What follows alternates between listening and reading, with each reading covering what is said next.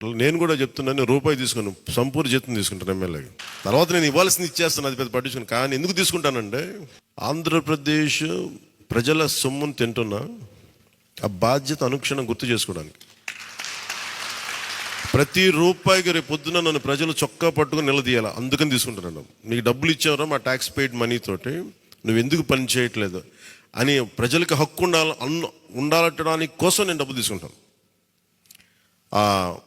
ఎమ్మెల్యేగా జీతం తీసుకుంటాను. చాలా కాలం అనుకున్నాను, ఎప్పుడైనా భవిష్యత్తులో ఎప్పుడు ఎమ్మెల్యే తీసుకుంటానా లేదా అని అనుకున్నాను. నాకు రూపాయి జీతం తీసుకుంటానని అలా కాకుండా నేను సంపూర్ణ జీతం తీసుకున్నాను. కానీ ఇవ్వడం కూడా దానికి కొన్ని వెయ్యింతలు ఇచ్చేస్తాను బయటికి, అది వేరే విషయం, అది కూడా చెప్తాను. కాకపోతే ఎందుకు జీతం అంటే మనం ఎందుకు తీసుకుంటాం అని నేను ఎందుకు చేస్తున్నాను అంటే, ఈ డబ్బు ప్రజల కష్టం నుంచి, రక్తం, చెమట, స్వేదం నుంచి వచ్చింది.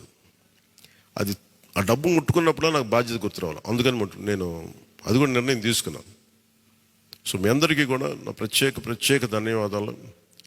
మనందరం కూడా జవాబుదారీతనం ప్రభుత్వం ఎలా ఉంటుందో చూపిద్దాం. నిజమైన లా మేకర్, చట్టాలను చేసేవాడు.